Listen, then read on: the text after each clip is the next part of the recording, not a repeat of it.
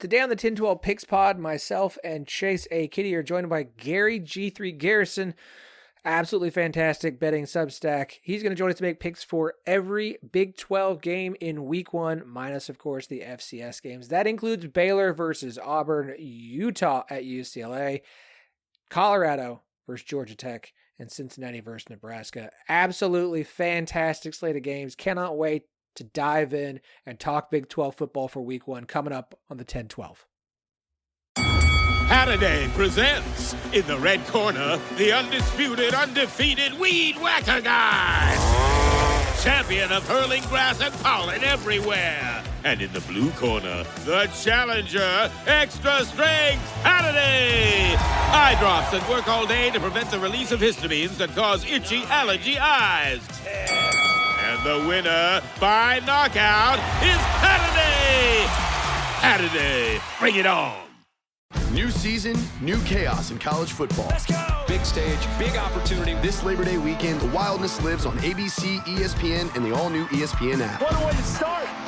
Featuring top 10 teams like Clemson, Notre Dame, Alabama, and LSU, and Bill Belichick's debut at North Carolina. It's so special when these teams collide. Don't miss a lineup filled with electric matchups. Welcome back to college football. Kickoff week presented by Modelo. Labor Day weekend on ESPN and ABC. Also available to stream on the all-new ESPN app.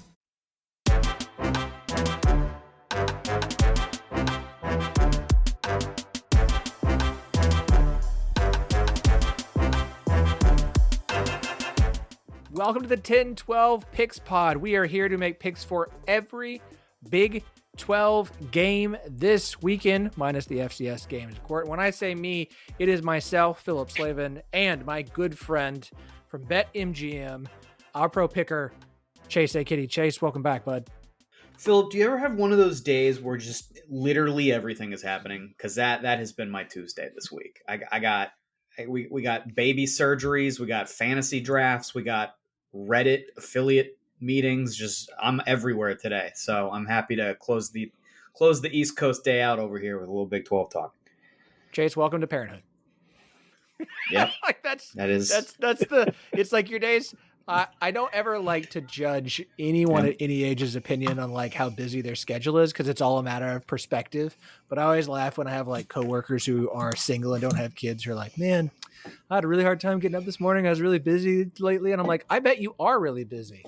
And I remember being very busy when I was single and childless. And then you just kind of adapt to this. So completely understand. Yes, been there many times. We'll be there anymore. So completely understand. It's fun watching you with your new parenting journey. Just to kind of, for all those out there like, should I have kids? You should. Just understand that it's great. It's also exhausting in ways that you never could have fathomed at all. You see the Christmas card photo. What you don't, and you think in your head like, oh, I want that. What you don't see is like the hours of, well, I this is a family podcast. I don't even want to say what I was about to say. There's a lot of work that goes into it that you don't think about. Let's put it that way. The more authentic image you could provide someone for the holiday season is the child crying while Santa's trying to hold it in his lap. That is an accurate representation of small children at Christmas time. Watching a child, I can't wait, Chase, for the first time the kids are able to open presents and are just overwhelmed by all of it. And they're like, they open the first one. They're like, I'm done now. Like, no, you've got 12 more. Aren't you excited? I have my stuffed bear. I'm set. Thanks for this. Like, okay. Joining us today is, this is our week 1 picks pod. We're making picks for every Big 12 game, minus, of course, the FCS games. We don't do those here. But since it's week 1, now we're going to have a guest each week. We try and bring in someone different. Of course, we have our rotation of guests that I like to bring on each year because they bring different perspectives. And I'm always looking for new and different perspectives to bring in here, because I think it really makes things interesting. So I'm very excited to have, for his very first appearance here on the 1012 podcast and in the 1012 network, Gary Garrison. Gary is a freelance writer, professional sports bettor, and founder of G3 Projections, which is a newsletter that I subscribe to. And it's how I kind of came upon Gary. And I think Gary, I think it was a retweet or a quote tweet from mutual friend Tyler Shoemaker who got me onto your newsletter. And look, Tyler does great work, and so if he likes someone, I'm going to pay attention. And so I enjoy the newsletter you publish. And man, thanks for joining us tonight. I'm excited to have you. Thank you very much. I appreciate being here. It's an honor. Yeah, Tyler's a good guy. I'm very blessed to have him as someone who's mentored me in my short time doing this, and he tells me when I've got my head firmly planted in the right place and in the wrong place, and that's what you need. You need good people around you. Like you cannot overstate how good it is to have people you can rely on for different things in life. We're Chase and I are sitting here talking about parenting. I mean, be it parenting or work or hobby or just the everyday ups and downs of life, having somebody that you can look to, turn to, know that you can rely on for some piece of information, even as simple as knowing like, hey, if Tyler Shoemaker or Parker Fleming or Kelly Ford says, hey, this is a good person to pay attention to, I know I can go and do that with some faith. And so in every aspect of life, it's great to have people that we can rely on. Gary, tell us a little bit about your philosophy when it comes to betting. Like what's the sports you love to bet the most, and kind of when it comes to college football, what's your kind of methodology? I'm a model bettor. I've created my own models. Worked with some other models, and this is my first year with an NCAA model and an NFL model. They're rudimentary at the moment as I continue to build out, and they won't be what I rely on this season. I have a very solid NBA model and a very good Major League Baseball model. I had a 40-unit month last month. Not just all baseball, sorry. I had about a 28-unit month in baseball. And we're doing real well again this month. So that's my philosophy is letting the numbers speak for themselves. When I first got into betting, I tried a lot of different angles, a lot of different things like everybody does. And I knew I wanted to take it seriously. It wasn't something I wanted to do as a weekend warrior. And then once you learn the bad habits to get away from, then you have to try to learn the good habits. And that's the harder part, because the good habits aren't necessarily the opposite of the bad habit. There's a lot of minutia that goes into what we do when we bet. And just, as we said, having good people around you. I follow a lot of people like you guys do. I'm, grateful that I was able to get in with Tyler and work with him and his TSI ratings, which are just spectacular. And I've learned a ton from him, and he's always there to answer a question when I need it. And so I kind of take on his philosophy, which is, I love the sport. I want to be around the sport, but I don't necessarily need to, know who the third string backup guard is for, Jacksonville. It's not that important. The numbers are going to speak for themselves. And that has borne out for me pretty clearly in the last year. Chase, any thoughts there? Well, I mean, I think Gary hit it right there at the end. I just want to get his take on Colorado's linebacker depth. I think, what is that spur back going to do? We all want to know. They have none. Let's act like I know what I'm talking about there. It's probably a good guess. There's worse guesses to make. Like it was a very good guess. Lack Yes. of linebacker depth for Colorado this season. No, I mean, I think I think what Gary said that really resonated with me, besides the part about habits, which is just so important for anybody that wants to do this at a serious level, is letting the number speak for itself. I think that's a big principle in my betting as well, is if you can check all of your priors and just come to that 6-pack and look at the numbers and think to yourself, okay, what is this trying to say to me? What is the market's trying to say to me? I think you can learn a lot just there, just on that part of it. Listen, I work in marketing, and it applies to, I think, a lot of things in life. Sometimes just data-driven decision-making is a reliable thing. It's not always perfect. Even with betting, look at the numbers, and you're not going to get every pick right, because in life, what's on paper isn't necessarily what's going to happen, but allowing data to help drive decisions, a lot of times, more often than not, it's probably going to get you with positive results over time. So I think that's great philosophy. It's a great way to look at this. And I love to have that perspective on this especially versus me, who doesn't have a bunch of cool models to play with outside of, some Lego sets that I built with my girls. I have to go on too much of vibes and what information I pick up a Big 12 team. So before we dive into this week, and I am very excited to do so, Chase, we do have a week 0 picks to recap. You and I did make picks last week to kick the season off. We both went 2-2. Nice 500 record to start things off. Chase, you hit on Iowa State +3 and Western Kentucky -10 versus Sam Houston. Your misses were Fresno +13 versus Kansas and UNLV under 65.5 versus was it Idaho? No. Whichever FCS team the it was. Bengals of Idaho State. Yes, there we go. So 2-2 to start the season. Not bad. Not a bad start so far.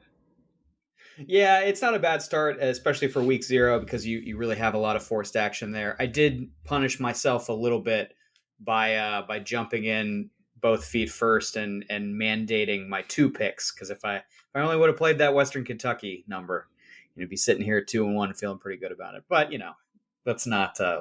let's not freak out about week 0. Look, I jumped in 2 feet with you, and also wish I had just taken and stuck with the one I wanted, which was Hawaii -1.5 for Stanford, because that one hit for me, as well as Kansas -12.5. The misses, of course, were Kansas State -3 and the under in Western Kentucky, Sam Houston of 61.5. That one went over pretty comfortably. So 2-2 to start the season. It's basically like we're at 0-0. I mean, we're tied here because, at the end of this, we play for nothing but bragging rights, I guess. And of course, we'll track all our guests. So we'll have Gary's numbers as well as things go. So before we get to next week's picks, we're going to take a quick ad break. We'll be right back. Icy Hot Pro with 2 max strength pain relievers. Targets multiple pain receptors. Ice works fast. Heat makes it last. All right, fellas, are you ready to dive in on week 1 of the college football season? Let's do it. All right. Week 0 in the books. It was a nice amuse-bouche. Now it's ready for the main course, and it is a 5-day course of college football, Thursday through Monday. We've got 4 days of Big 12 action starting on Thursday. Now, we've got a couple games that we will not be picking on Thursday. Oklahoma State opens up against UT Martin. Houston opening up against Stephen F. Austin. Both of those games are ones we mentioned on our Big 12 FCS preview with Sam Herder as ones to kind of keep an eye on, especially the Houston versus SFA game. But we do have 2 games to pick on Thursday. We do this in chronological order as always. So we'll kick things off with UCF hosting Jacksonville State, or Jax State as their logo seems to be. Kind of like Jax State. It's weird to say though, because an X and an S in back-to-back letter is does not make the tongue happy. It sounds like a direct-to-DVD team. It's not just direct-to-DVD. It's the Redbox knockoff of the summer blockbuster. I don't love it. This one is on Thursday at 6 p.m. God's time on ESPN+. First ever meeting between the Knights and the Gamecocks, not to be confused with South Carolina Gamecocks, mind you. Jacksonville State, of course, was the home of now West Virginia head coach Rich Rod. He kind of helped them get things rolling. Now they've got a new head coach in place, as does UCF. New being a relative term, given the fact that Scott Frost is now back in charge of the Knights. As we sit here on Tuesday night, recording a day early because of all these Thursday games, UCF is a 20.5 point favorite over the Gamecocks, total at around 52.5 to 53. Gary, as our guest, sir, you get first dibs. What would you like on this game? I have UCF -16.5. I caught that very early. And I just noticed as I did some notes for earlier, this line has climbed quite a bit today, just by itself. So as a recommendation, I don't know that I would dive in too much more if it goes above 20. So, the minute you hear this, run to your book and grab it if you want it. But I don't know that I go too much more. The models are showing right around 23. It's week 1. I don't know that I trust those that tight yet. All right, what's your pick? UCF. All right, UCF minus 16 20. That's what I got it at. So, well, I got 20.5 is all the books I'm looking at. So, yeah. You got to bet the number that's on the board today. Okay, sorry, man. 20.5, take it. Yeah. All right, UCF minus 20.5. It's all yours, Chase. I mean, I've talked about this game already a couple times in previous episodes. Hate this game. Hate both of these teams. It's massive turnover. No feel at all for what the market should be at. I mean, you could tell me this should be UCF 14.5 or 27.5, and I'd believe you on both numbers, just because the variance is so high with this level of turnover and coaching change. So, I mean, I wouldn't touch this game with a 40-foot pole in real life. Gary mentioned the line movement today, and that's ultimately, I think, what the deciding factor for me is going to be. I think I would have played a total if we recorded this podcast Monday night, but because we're recording Tuesday night and the number has jumped from the 17 area to the 20.5 area, I am going to go ahead and take the number with Jacksonville State. I was hoping by the time we recorded it might even get to 21, and I could really sleep soundly in terms of getting the best of the number, but I'll take 20.5. Okay, Jax State, straight to DVD, or in the olden days, straight to VHS, as the kiddies know. Does this include the bouncing Mickey Mouse logo sing-along track to Bare Necessities and other versions? Okay. All right, listen. You're giving me nightmares, and I'm not even there yet, Phillip. Let's run through the numbers. You said it, Chase. No idea how to feel about this game. 2 new head coaches, 2 teams I don't have a good read on, 2 teams I don't have even if I had a read on, I wouldn't be a confident one. SP Plus has UCF minus 16. Tyler Shoemaker has UCF minus 23. FEI has UCF minus 11.7. Beta's got UCF minus 25.5. Parker's got UCF minus 20, and Kelly Ford gives UCF a 90% chance to win. So we've got anywhere between 11.7 and 25.5.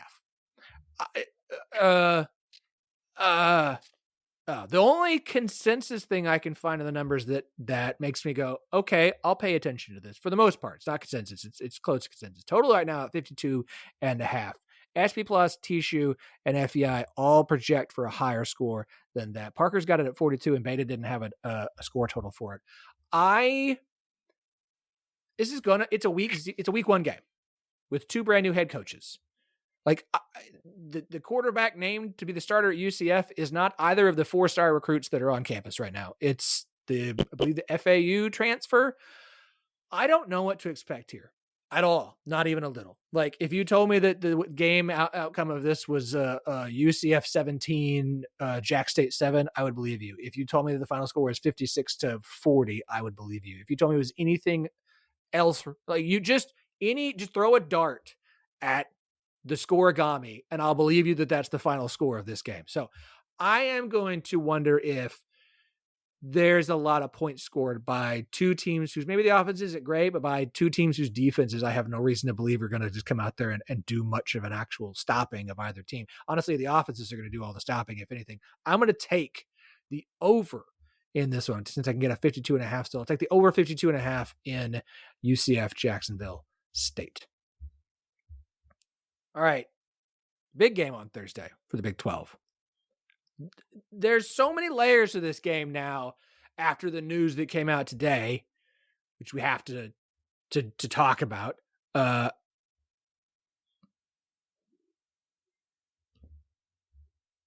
said Gary has stopped recording. Oh, we lost Gary. All right, we'll keep going, and we'll let Gary go last on this one anyway, so we can get him back in here. Okay, so a game we're talking about, of course, is Cincinnati and Nebraska in Arrowhead Stadium in Kansas City, Thursday night, 8 p.m. kickoff on ESPN, the main channel. I mean, it's a matchup of 2 very interesting teams in Kansas City, but it is a matchup between Travis Kelce's former college and his pro team, just days after it was announced that, no, not even days after. The game will be days after it was announced that he is now engaged to Taylor Swift. And this is going to be played in Kansas City. Oh, by the way, the starting quarterback from Nebraska has got a bunch of weird stuff about him because apparently he's tried to make himself look like Patrick Mahomes, but people think he's like role playing this thing and Mahomes is cool with it. He even uses his same warm up. There's a bunch of weird and interesting and have nothing to do with the actual football about to be played storylines in this game. And I cannot wait for this. I cannot wait. I mean, literally our friends at Charlie Hustle popped out a shirt in honor of the engagement within like minutes. We're talking minutes, and just started marketing it. Okay. It's going to get weird in Kansas City, and I cannot wait to see what happens. Plus we have a football game to talk about. So like I said, this one is at 8 p.m. on ESPN on Thursday. At the moment, I forgot to scroll while I was talking, and now I can't find the numbers because refresh. Nebraska is about a 6.5 to 7 point favorite, depending upon which book you are shopping at. And the total in this one is 39.5, 40.5, depending upon which book. Chase, you're up first, or what would you like? I don't want to like fully defer my pick here to Gary, but I do want to get his model's opinion. Gary, does your model project how many points the engagement is worth for Cincinnati? I'm not looking at my model for Cincinnati's individual number, but the total is similar to TSI, which is 49.5. So does the model see more or I guess with an engagement, you would think there would be more scoring because, you know, there should be. Yeah. After an event like that, you would think there would be a little bit more scoring, at least between the two parties. Yes. Between the two parties. I'm gonna say Nebraska 6.5 here. I could go back and forth on it. I think if you want to take the full 7, because there are some 7s out there with Cincinnati, I get the rationale in a week 1 full touchdown spread situation in a non-conference game, neutral site. Like, I think historically the pattern is there. I think Nebraska has a long upper tail in terms of how good it can be. And so if you want to bet on Matt Rule year 3, I think this could turn into a runaway result for Nebraska. So I'm gonna lean on that in a game I don't really have much of a feel for otherwise, and I'll lay the 6.5 because it looks like this number is going to go to 7 anyway. So I might as well have some CLB here. Look, your whole Matt Rule year 3, I mean, that's been his whole career. Year 3 is the breakthrough. It happened at Toledo. It happened at Baylor. Now, it didn't happen in the NFL, but the NFL is an entirely different animal than colleges. You would think if it's going to come through, it would be this year because he's got so much that has come back. This is an interesting matchup because it's not a first-time matchup. These two teams played one time, all the way back in 1906. If anyone can remember that one, maybe you can find some footage somewhere on VHS right next to the straight-to-video Jax State movie. Also a Redbox original. I want to like Cincinnati. We talked about Cincinnati a lot this offseason. I like Brendan Sorsby. I like a lot of guys on this roster. I think the roster is more talented than the record is going to be because I don't trust the coaching staff, period. I hate to just side with Chase here, and I can pull up our previous data on what happens when we agree. But I'm going to ride with Nebraska because it's under a touchdown. I think that's probably the right play. I think it will be interesting early. I think it's going to be a wild setting. I'd be shocked if we don't get some fun stuff with Travis Kelce and Taylor Swift in Kansas City, and maybe Mahomes is there. And so it could be fun from that perspective. But I think once the game starts to settle down by halftime, Nebraska kind of pulls away a bit here. So I will ride along with you, Chase. Nebraska minus 6.5. Gary. I'm on the opposite side of you guys. Sorry. Cincinnati plus 7. Love it. I think Cincinnati's defense is, it was said to me by somebody, they made a jump from dear God bad to almost competent last year. And they're just going to be better this year. They're bringing back 8 starters. They're They've had continuity, which I think is really important in college ball, more so than in the NFL. And, the model's only been showing that this is going to be a blowout by any stretch. My model is 4.5 for Nebraska. I think that's fine. I think it's good. Look, I think people haven't paid enough attention to Cincinnati to understand that, previous head coach left the roster in a bad spot, but they've actually done a pretty good job of rebuilding it back up. And again, I like the roster. I like what they have. I just don't like the coaching staff. And that's just a hard thing for me to get past. Okay. We're moving past Thursday and we're moving into Friday. We've got 3 games on Friday for the Big 12. The one we won't pick, of course, is Kansas, looking to start the season 2-0 for the 3rd time in 4 years, but just the 4th time since 2011. I'll let you do that math in your head. They'll be playing against Wagner after opening up the season with the win over Fresno State. But there are 2 absolutely fantastic games on Friday night that just happen to be played at the exact same time. Thanks so much, college football gods. Couldn't just let us have at least a little bit of a differentiation in kickoff? No. All right, fine. We'll start with Baylor versus Auburn. A huge game for Baylor, for my expectations for Baylor, and for the Big 12 as a whole. This one is at 7 p.m. on Fox. It's the first ever meeting between these 2 teams in the first game of – no, wait, just kidding. Those are notes I had from last week that I forgot to erase. Just ignore that last thing I just said. It is at 7 p.m. on Fox. I do have that correct. Auburn currently a 2.5-point favorite. Total in this one is 57.5. I'll read the numbers to you. I'm not going to have to talk a lot about this one because I've got a pick and I feel confident in it. SP Plus has Auburn -1. TSU has Auburn -4. FEI has Baylor -3.5. Beta has Baylor -2.2. Parker has, I think he had Baylor -4.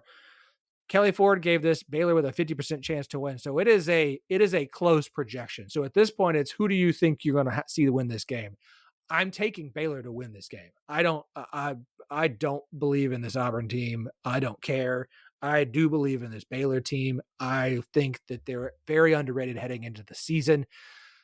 I think Baylor, I don't care if Auburn goes 7-5 this year. Like, Baylor's about to get themselves a win that they need to get some credit for, as much as everyone is kind of talking about this game. I hope Baylor shows up big. Baylor as the dog +2.5. Gary. Agreed. Everything. No notes. Well, let's mark it down. Oh, no. Let's mark it down, boys. Congrats to Auburn. I don't have a lot to add on top of Phillip. I'll color around the edges a little bit here. The market is unusually high on Auburn this offseason. So I do think this Auburn team, at least if you want to put faith in the market's ability to read things here, I think this Auburn team is actually going to be pretty good. I just think Baylor's going to be better. And I think you are getting just straight up, like, into your veins SEC bias on what this number is. I think the market is way too low on what Baylor is, what Baylor should be. It's reacting to the name brand. It's reacting to the overall record last year and not what Aranda's club did in the last 6 games. So I think this is a bad number, and that's one reason why I like Baylor. I would, I would probably make this maybe at a Baylor -1.5 instead of an Auburn -2.5. So pure value, I think Baylor is the right side here, but I just think they're good. I think they're the better team. I think, Phillip, you've talked all off season, rightfully so, about Baylor futures and why they are a really nice pick at the top of this conference. If you want to bet Baylor to win the Big 12, you better do it before Friday, because when they win this game, you're going to see a very different number. Agreed. So you got 72 hours to get that thing in. This is absolutely an SEC line. Yeah. People love the SEC, and, hey, they've got, what's his name, who was great at Ole Miss years ago. It's like, cool. He was innovative a decade ago. He hasn't been innovative since then. All right, moving on. This one's a fun one. because we're going to have our first ever opportunity to decide who the real 1990 college football national championship is. I hadn't even thought of that. That's and true. Georgia Tech, two teams who tied for the national championship. We didn't play each other in 1990 because we didn't have a championship game. We just let the media outlets pick a champion. And so Colorado and Georgia Tech, for the first time since then, are going to be facing off in football on Friday night, also at 7 p.m. on ESPN.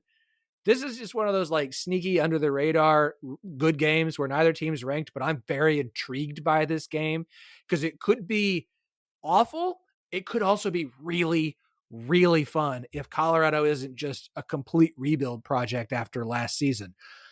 And Georgia Tech's got a fun quarterback. So I am very interested in this one. The 1990 like national championship tie thing, but it's just, that's, if that's not brought up 200 times on the broadcast, then we have ourselves a good game. At the moment, Georgia Tech, 4.5 point favorite. Total in this one at 52.5, pretty much a consensus across the board. Gary, you are up first, sir. What would you like here? I'm taking Georgia Tech minus 3.5. Wait, is that what? No, it's 4.5 now on the line. Sorry, I got it. I do have a 4. So I do have a 4, though. I can get you a 4. Make it 4. Why not? I only have what the books give me, and Veason's got me some BetMGM, some DraftKings, FanDuel, and is that Caesars? Okay, that's who I got, Caesars. Yeah. So Circa's at 4 still. Yeah, bookmakers at 4. Listen, shop around. If you find a book that's got a better line, either of you, don't just let me know, and we'll switch over to it. I have the 4 that I have in front of me. So, okay, Georgia Tech minus 4. Any other thoughts on that one? I agree with you that this is just going to be a fun game because it's either going to be a very well played game on both sides or it's going to be a Colorado train wreck and Georgia Tech just running away with it. But, I'm hoping for Colorado. I like them. I like them as a team. I like what they're trying to do. Okay. Very good. All right. We'll have to keep an eye on that Colorado linebacking core. And we know Gary will on Friday night. Chase. I'll be all over it. Yeah, I have not been super high in Colorado this year, but I'm going to be on the Colorado side of this. And it's one of those, it's probably my biggest hold your nose spot of the week. But I have referenced this trend a couple of times, and I don't think I've always done a good job at fully spelling out the context that I researched this summer. So I'll give you the full thing here for listeners. I spent a full day. This is the benefit of working for a sportsbook blog where they just give you the latitude to maximally research these trends. I spent a full day looking at basically all 80 games last season that involved a team traveling multiple time zones to play another team. So when you cut out Hawaii, because every game Hawaii plays definitionally involves that scenario. You cut out Hawaii, teams that traveled multiple time zones were 33, 36, and 1 against the spread last year. Slightly negative. It turns out, if you cut a little deeper into that stat, you find 2 groups. Underdogs, who traveled 2 time zones, were 23 and 17 against the spread. You're going on a business trip and you're punching up. They tend to play decently well, at least against market expectations. Favorites traveling multiple time zones, 10, 19, and 1 against the spread with 9 outright upsets. So there's your spot that you want to target. You want the dog that is hosting a team from multiple time zones away. Great bet based on last year's results.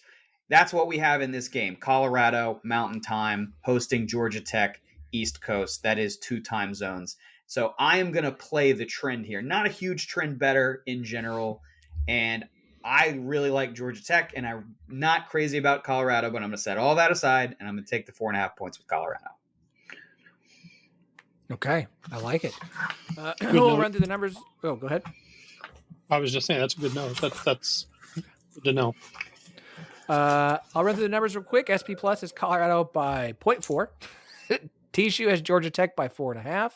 FEI has Colorado by 3.9. Beta has Colorado by 6.78. Parker has Colorado by 6. And Kelly Ford gives Georgia Tech a 51% chance to win. So more of the books lean towards Colorado, but we've got a pretty big variance across all of them between Georgia Tech minus 4.5 to Colorado minus 6.7. So like it is a weird game to pick because it's hard to know with this Colorado team exactly what they will be this season. You lose Travis Hunter and you lose Shedeur Sanders on, as well as multiple other players off last year's team, including some of the wide receivers. Like it's not last year's team at all.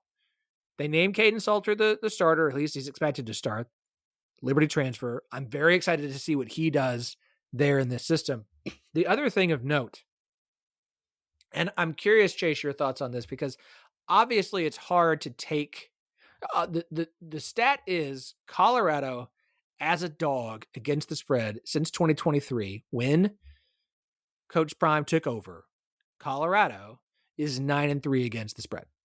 Now, we know that it took the books a very, very long time to adjust to Colorado, especially last year. Like Colorado would just keep making close games and being wild and crazy and unpredictable, and the books took forever to adjust. And so it's hard to look at this number heading into the season and know what to really take from it. I'm curious your thought in a situation like this, where 2 years of history tells me one dominant thing, but we also take that we have an understanding of this team and try and apply it to it. I would honestly throw that stat out. I think it's heavily dependent on the context. So if you think about when Colorado has been a dog, let's look at the previous 2 years under Dion, right? The beginning of 2023, the team wasn't very good, but there was a massive amount of hype, which Sanders basically brought with himself. Like, he generated the hype and a lot of media and fans followed along. And so the first half to 2/3 of that season, they were playing as a favorite because there was so much groundswell of action on Colorado, even though the results weren't really there. And like after they lost to Stanford and lost some really dreadful games in the middle of that season, they finally started getting priced as a dog because they were so bad. The market overcorrected. You start covering games because the numbers are really fat in November. Last year, they kind of get their teeth kicked in by Nebraska early on, but they were pretty good. They had the Heisman winner. And so they start getting sort of short dog lines when they probably should have been favored in a lot of those games because they were just the better team. They finished toward the top end of the Big 12. So I think a lot of that, it's very specific to who Colorado was in a series of unrepeatable moments. This is a new page. This is a new team. So I wouldn't try to project that stat onto this year's team, just the same as it's kind of hard to project much of anything onto this team. The only thing I feel confident saying about Colorado right now is the run game's probably not going to be very good. And the only reason I'm confident in that is because it hasn't been good the whole time they've been there. I think the whole time. Yeah, they average like 2.25 yards per rush. I mean, and I don't think that's going to get better. It's an offensive line issue. It's consistently, and it's why also why Shedeur Sanders had to run for his life so often. Yeah, that's an offensive line problem. Yeah. And it's a function of how they build that team. And like there are advantages to doing what Dion does with the transfer portal, but there are disadvantages too. And I think the offensive line, I mean, this isn't rocket science. It was called out in advance before they ever played a game in Boulder that the offensive line is going to be a problem because of how they have built this team through the transfer portal. And it's this maximal transfer portal approach. And you see the pain points when you look at the yards per rush. Very good. All of that said, total is 52.5. I'm taking the over. I think you can have a lot of, as you mentioned, I don't think Colorado's run game is going to be very good. I think most of your offense on the ground is going to come from Caden Salter. I think the passing game will be good for Colorado. I think Georgia Tech's going to be able to put up some points because I just don't know what to expect from this Colorado defense. I think there's going to be some points. I think it's going to get pointsy. I will take the over 52.5 in this game. That's the best. That's the best one I get. That's the best one I get. So, okay, that wraps up our weeknight slate. So we're going to take a quick ad break real quick, and we'll be right back. Hey, real quick, so everybody knows, if you haven't yet, you need to go join the 1012 Pod Fans League on BattleBets. I am absolutely excited to be partnered with them this season. I am very excited for what this is. It is, if you like betting, if you like the opportunity to bet, if you like to talk about this kind of stuff, but you don't want to spend any real money, then you need to download the BattleBets app and join the 1012 Pod Fans League, or start your own league. You can commission your own league if you want. The link is in the show notes. We have it all over Twitter. We have it all over our social media accounts. I am so excited for the opportunity to, air quotes, bet on college football games without having to spend an actual cent. Like, it's fun. Okay. It's the first year for this app. I've had a really nice conversation with the guy that started it. They have big aspirations for it. I think it's a ton of fun. Chase has signed up. Chase is in my league, and we both found this through the West Virginia SB Nation. Thank you. Who set one up. I am excited. Now, look, there's some limitations on this thing, okay? If you have an Android phone, they don't have it in Google Play. I am sorry. I've had people say, hey, I wish you could. I asked why that is. Apparently, Google Play has a lot of more strenuous rules when an app is considered a betting app, and this one is considered a betting app because it's betting even though it doesn't use real money. Then Apple's a little more lax on some of that stuff. You can't pick into the weeknight games. It's only the Saturday games. Every game is available. Okay, so just like it is year one. Okay, it is his first gen of this app, but I'm excited about it. I'm excited to play on it. I'm excited to get to do this. We're gonna have weekly prizes for everyone who's competing. We'll have a big prize at the end of the season for everybody. I don't know what that is yet, but we'll figure that out. I'm thrilled. I've already got real bets in here, including some related to some of these Big 12 games that we're talking about, and my non-Big 12 bet that we're going to talk about here after we wrap up the Big 12 game. So go to the show notes, download BattleBets. You can join our league. We'd love to have you. If you want to start your own league, hop in. If you miss week 1, it's okay. You can hop in week 2. You can hop in week 3. It doesn't matter. Come on in, join us at BattleBets. We're going to have an absolutely fantastic time betting without spending an actual dime. Yeah, I usually lay out during these parts. I just want to say I cannot believe it took this long for somebody to make this app. This is such an obvious idea. It's so obviously going to be successful. It's such a cool idea. I think there are so many people that probably are like, I'd really like to play around with the idea of betting without actually having to bet. Or, hey, I live in a state where betting isn't legally regulated, but I'd still like to get the feel of betting a couple point spreads without actually betting a couple point spreads. It's just, this is a home run thing that's obviously going to work. And I'm really excited to do this 10-12 pool with you. Yeah. We've got, how many people do we have in the league so far? Looks like 3, 6, 9, 12 with myself. And again, I've had a lot of people be like, hey, I have an Android, I can't get it. And I'm sorry. Yeah. Don't take that as a this sucks deterrent. No, it's just look, it's year one. It's two guys who started. It's 2 guys who started this. They're working on it, and I am very big on finding things that are new that have potential to be really cool and getting in on them early. Just because it's not because I don't want to be the guy who's like, I knew that band before they were popular, but I kind of want to do that with this app. So if you want to also be able to I've known about BattleBets since year 1, go download the app now. Join our league. We're gonna have a lot of fun this season. Yeah. No free ads, but I should also mention Splash Sports, totally different app, and there is some money on there that you do have to pay to play in those contests on that app. The overlay in the College Football Survivor right now is crazy, which is why I feel financially obligated to mention it to people listening to this podcast. The overlay is something, it's like tens of thousands of dollars right now. So if this is your thing and you're kind of interested in this, I would go take a look at Splash Sports, because the College Football Survivor on there is it's irresponsible not to be in that contest with how bad the overlay is right now.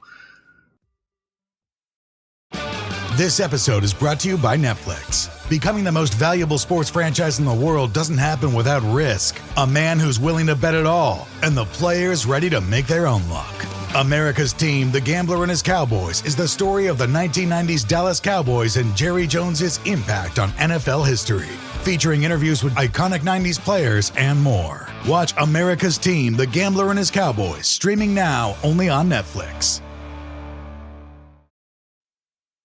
All right, time to talk about Saturday. There are 8 Big 12 games on Saturday. 8, a whole day of Big 12 football, but there's only 2 we're going to pick today because the other 6 are all against FCS opponents, and we don't pick those games on the show. So we'll kick things, and both, by the way, both non-FCS games are after dark, which is just chef's kiss. Cannot wait. Very excited. We're going to kick things off. Chase, I meant to text you about this before we recorded because I wanted to see if you could pull some numbers, and I didn't, but I'm going to ask you anyway. Because, and I bet your answer is going to be like, I have no idea. And I'm pulling up the work laptop right now. Great. We'll figure this out next year or in the afterwards, and we'll post it on Twitter. Okay, so we're going to start with the 9:30 p.m. kickoff. That's the earliest one we have to talk about. On TNT and HBO Max is the first Big 12 game on TNT, which I'm very excited to watch this one just to see what's the pregame like, what's the broadcast like. I am going to do what I can to try and get somebody who's part of the broadcast to come and be a guest on the show just to talk about, them having to cover the Big 12. It's always good to get different perspectives. But Saturday night, 9:30 p.m. God's time on TNT, Arizona versus Hawaii. Hawaii, of course, beating Stanford in week 0 to start their season. Arizona, their first game of the year, which is going to lead you to my question before I read off the numbers here. Chase, do you have anything, any data? We don't have a lot of week 0 games, but we have enough now, I would say. Is there any data on week 0 teams versus teams that didn't play in week 0? Are there any trends in relation to this at all? So you did not prep me for this. You did not tell me you were going to ask me this. I did not. But I have this stat. Because you know why? Because you're a smart guy. Okay, you're a smart guy, and you knew somebody somewhere along the way would ask a question about this. Yeah. So the stat you're looking for is when a week 1 team that didn't play in week 0 plays a team that did play in week 0. Since 2005, the team that did not play in week 0 is 61-38 against the spread. Ooh. Yeah. And I think the advantage there is, if you're the team that did play in week 0, playing against the one that didn't, you don't have fresh tape and the other team does. So you have to guess at what you think they're going to do. And you had a week to prep. The other team doesn't have to guess. They do have tape and they're fresh. They had all the offseason to game up for week 1. So I presume that is the advantage. We'll talk about what I think is happening with this game in particular when we get around to me. But that's the stat: 61-38 against the spread since 2005. Thank you. I had a feeling you would have that ready to go. I had a feeling. All right, well, let's dive in the numbers here. Arizona currently a 17.5-point favorite over Hawaii. Total at 50.5. There is a 49.5. There's a 50. So somewhere between 49.5 and 50.5. Chase, you said when it's your turn. So why don't you just dive in and go first here? What you want? Yeah, I think what's happened here is everybody has this stat. And we've seen the number today go from, I think all of this happened today, but at least recently, it's moved from 13.5 to 17.5. Now, some of that is because Hawaii quarterback Michael Aliato, I believe is his last name. He kind of hurt his ankle in the Stanford game, and so he's going to play. There's no speculation that he's not going to play, but maybe he'll be a little bit less than 100%. Maybe that's a factor here too. Either way, 4 points of movement through the 14 and the 17. That's a lot for a week 1 game. That really makes me want to play against the stat here. So I actually am going to take the points with Hawaii just because I don't think that stat is worth 4 points of movement. And I wouldn't be surprised if by the time we get to the weekend that maybe it's even closer to 20. Okay. Look, I'll run through the numbers real quick. Nothing. A little bit this way. Nobody has Arizona by 17. SP Plus is 10.5. TSU is 14, FEI is 9.6, Parker is 13.5. Beta didn't have the number up this time. Kelly does give Arizona an 80% chance to win here. So like Arizona, I think, is the right side as far as winning the game. But that number has gotten ridiculous, like ridiculously high. Arizona's defense wasn't like phenomenal last year. This coaching staff's had a shake up. Like, what does this team look like? Are they still trying to have Britt Brennan continue to do his imitation of the former head coach? Is he actually going to be his team now? Like, I still don't feel good about Arizona this year. I don't know that I could take anything away from Hawaii Stanford other than like Stanford's probably just really bad this year. Fade Stanford as much as possible. I am.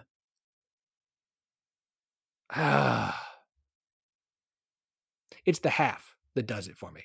If it was under 17, but the half is what's throwing me off, and I hate that half. Chase, I'm gonna ride with you because I like. Could Arizona win by 17 points? Sure, absolutely. Because, you know, who knows? 17.5. I think Hawaii is spicy enough to at least put up some offense in this game. I'm tempted to take the over, but I'm going to ride with you on Hawaii. Gary? I'm with both of you. I think that it's just a number that seems to be getting away for a reason that just does not need to be where it's at. I think the ankle has a little to do with it, a point maybe. I don't know that it's worth what this has jumped 3 points since yesterday or since Sunday. Yeah, I'm the same. Hawaii 17.5. Congratulations to Arizona because they did me well on week 0. So yeah, me too. Yeah, just time to ride the Hawaii wave, not the Tulane wave. Very different wave. Not a green wave, a rainbow wave. Let's call it that. It's just really hard to show up in week 1 and lay 17.5 points with potentially like the 15th place team in the conference. It's really tough to do that. So yeah, looking for any other door out of here. Against a team who's like, look, I'm not going to sit here and pretend like Hawaii is awesome, but it's a team who did win week 1 against it, albeit bad, though also partially because they're in a terrible situation having to be in the ACC whilst being located on the West Coast Stanford team. But, you know, they still won a game. Like, okay. Last Big 12 game on the schedule. This is a fun one. My battle bets, I think I put my most money on this game. You know, my fake money, but my money, because you bet fake money. It's fake money's fun. It makes me feel so rich. Utah at UCLA. We've got a former Pac-12 matchup here on Saturday night at 10 p.m. God's time kickoff on Fox. Yeah, let's do this. Utah on the road as a 6-point favorite. There is a 6.5 if that's something that you guys need. Meanwhile, what happened there? Oh, come here, total.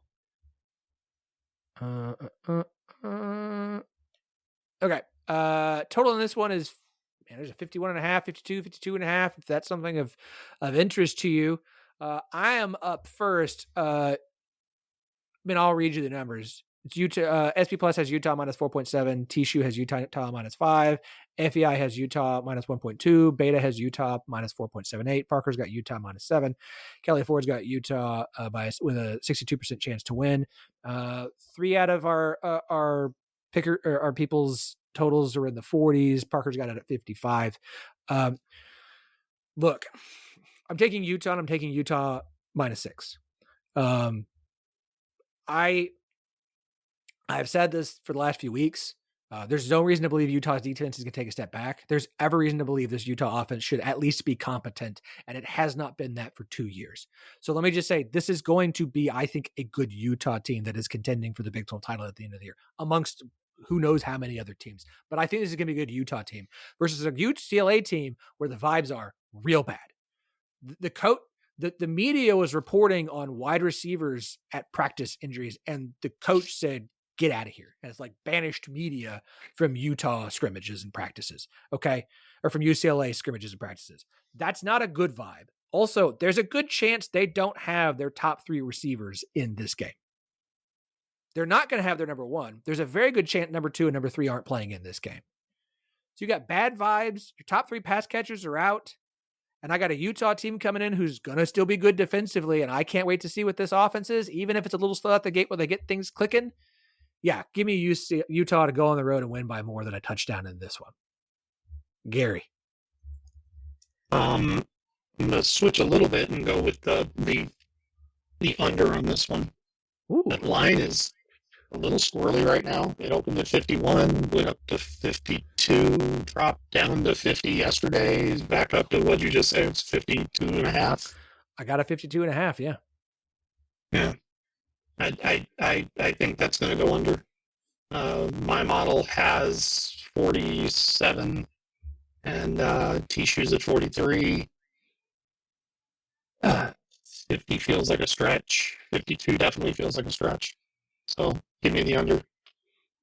Yeah, I like it. Parker's the only one with an over here. Everyone else has got an under. There was a projection in the 40s. So, Chase.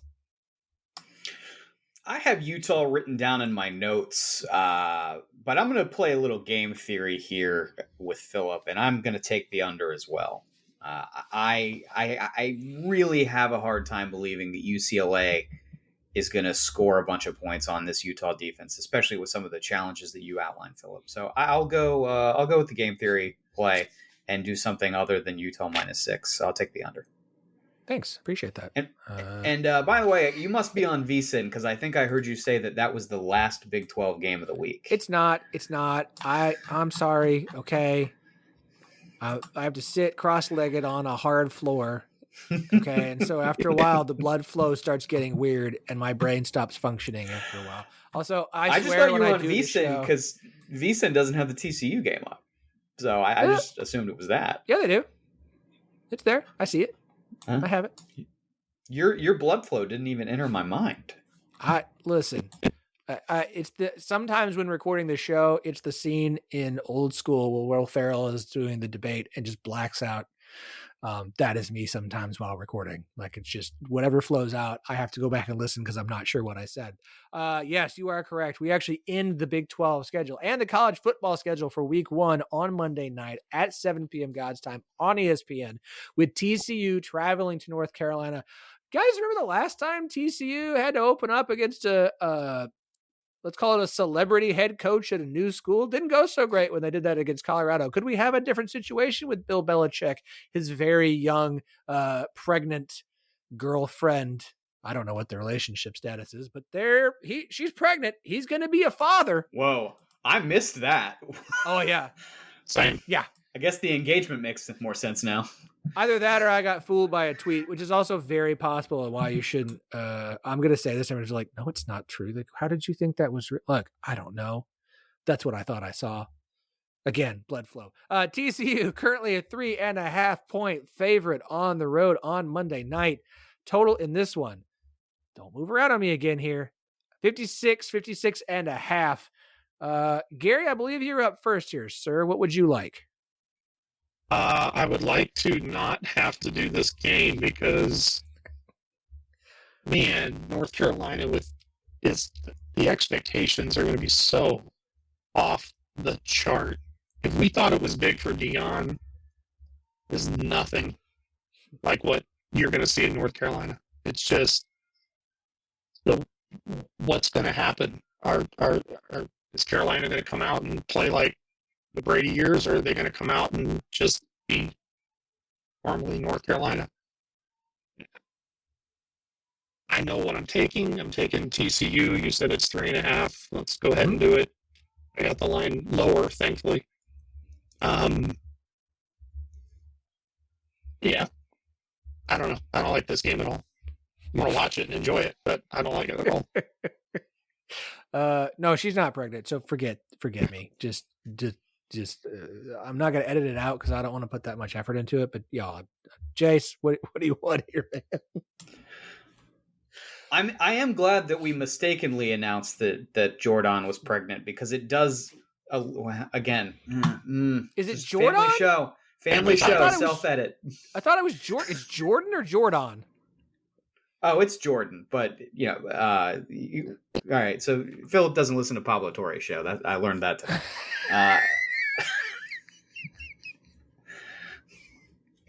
It's Jordan Hudson. Jordan. In any case, I agree with Gary that. I agree with Gary that this game is miserable to pick, and I would never bet it in real life. I think I disagree. What does Belichick care if he is a total flame out of North Carolina? Who cares? He won like 1 million Super Bowls. I suspect he didn't think he was still going to be there at this point. Maybe he thought he was going to flirt his way back to the NFL or hand it off to his son, who's on the staff. I don't know. But what does he care if he covers or doesn't cover against TCU? He's 1 million years old. I'll lay the points with TCU. TCU's 9-2 against the spread in their last 11 road openers. They've won all 11 outright. So I think they're going to win. And if the spread's 3.5, I'm not going to try to thread the needle and bet on a North Carolina cover if I think TCU is going to win. So I'll lay the points, but not remotely interested in this game or most of the other games we've talked about, just to be super clear about the my real life positions.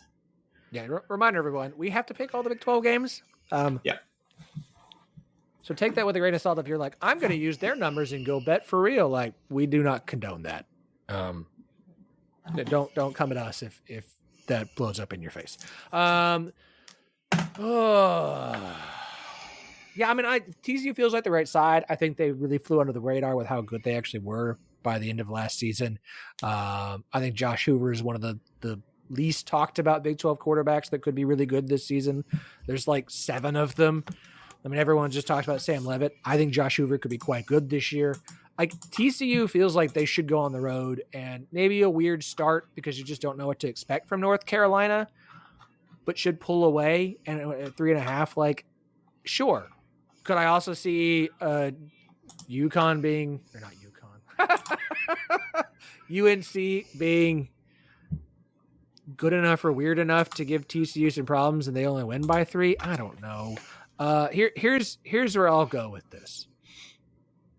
Total right now I said was 50. I got it 56s. Parker's the only one under 56 in his projection. He's got it at 44. But SP Plus is at 59.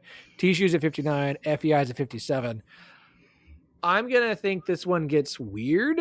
I'm actually going to ride with the over 56. Why? Because I don't want to also take TCU, even though I think that's the right side. And because I'd much rather take the over than the under in a game I expect to get real wacky on Monday night. So, all right, that wraps up our Big 12. That's actually the last Big 12 game of the weekend. So we wrap this show up the same way every week with our non-Big 12 pick, which this year is brought to you by Battle Bets, because you can bet all of these in – actually, it's not all of these. Okay, you can't take all the G6 – is it P4 and G6 now? Anyways. I think it's G6 next year, right? G6. When the Pac-12 reforms like Voltron. Technically the Pac-12 right now is not considered a power conference. Right, but it's only 2 teams. I don't think it'll be one next year either, right? I mean, no, it's not. Are we calling Texas State a power team next year? Maybe power. Okay, all right. It's time to wrap this show because I really am. Like my legs are gonna hurt when I try and stand up here. Okay, Chase, you're up first.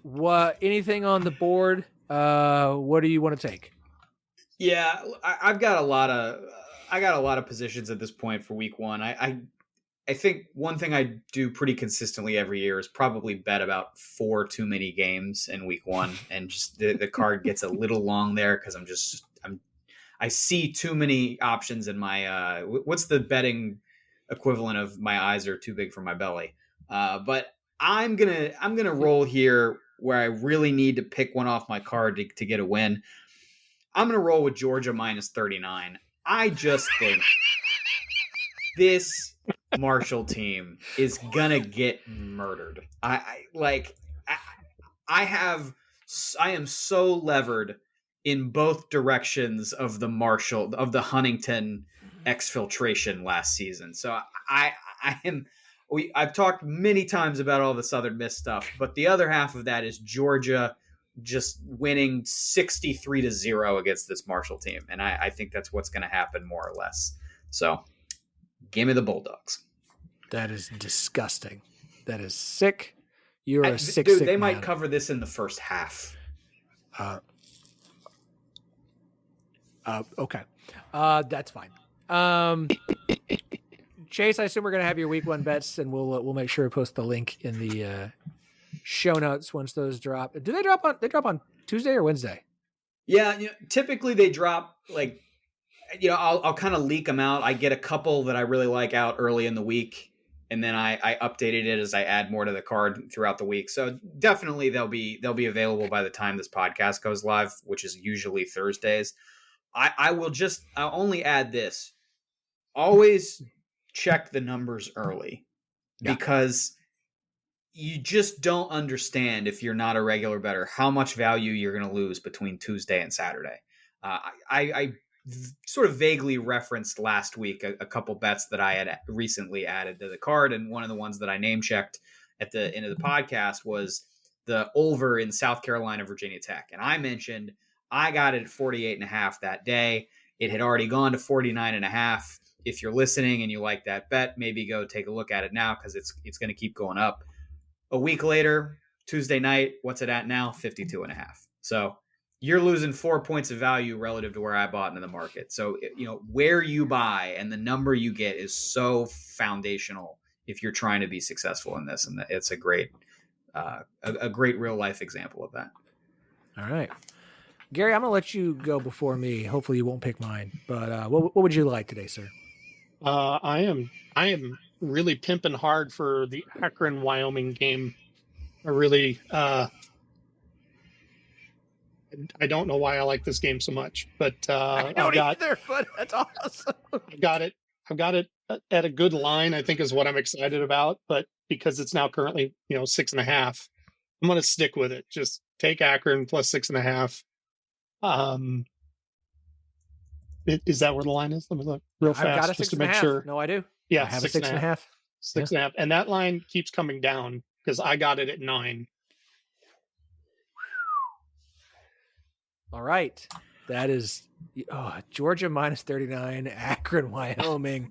This is some good old sicko Something stuff. in the middle of those two. Dear God. All right, before I make mine, Chase, the ones I'm leaving on the card, I'm not making the pick for here. Let's see. Georgia Southern, Fresno State. Let me go look what the number is right now. And it is Georgia Southern is now. I saw -1 last time. 1.5. Okay, I think. All right. We're gonna skip that one. That one's changed from what I thought it was. So I do like Southern though. I like the Southern bet. I do too. When I was looking at something, I feel like Fresno at one point was favored in that game, and so I had it marked as like wrong team favored. But because I think Georgia Southern's the right side of that. Under in Maryland, Florida Atlantic, which is the total is currently 59.5. I saw a few different of the projections I like, and they all leaned pretty heavy towards the under in that one. And the over in Temple, UMass, which is currently 47.5. Two terrible teams that should just score points because no one can stop the other one.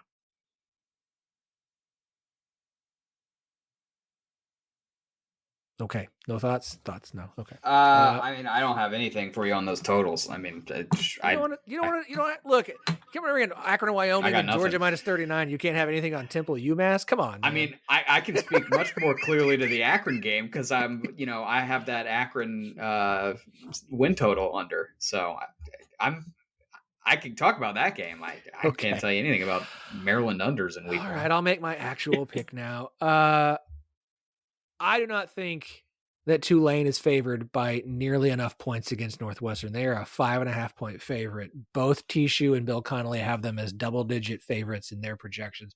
I don't understand. Someone has to help me understand how Tulane is at home against Northwestern is a 5.5 point favorite. Is it just because it's a Power 4 team? Is it just because is there something to like about Northwestern this season? I don't know. I don't understand that. Give me Tulane minus 5.5. I did see that number. It did jump out at me for all the reasons you're describing. And I had the complete opposite reaction. I said, boy, that stinks. I'm staying away from that shit. Oh, wow. Okay. That's fine. I won't. I'm gonna get all over it. All right. This has been a ton of fun. Gary, you have been fantastic. I appreciate you hopping on with us today. Do me a favor, sir. Plug away so that everyone knows where they can get stuff from you. You can find me on my my Substack, which is GaryG3Garrison.substack.com/subscribe.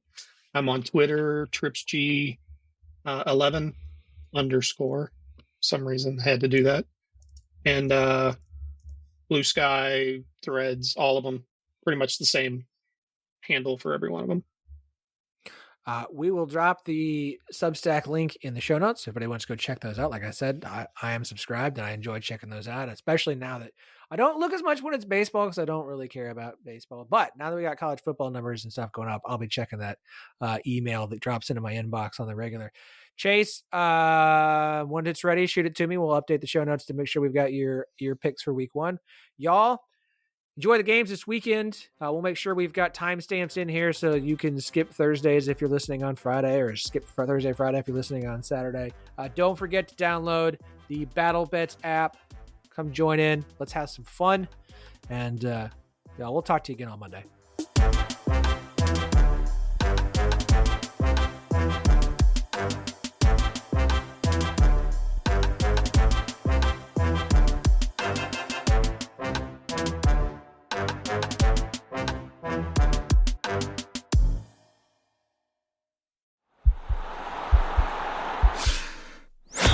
This podcast is part of the Sports Social Podcast Network.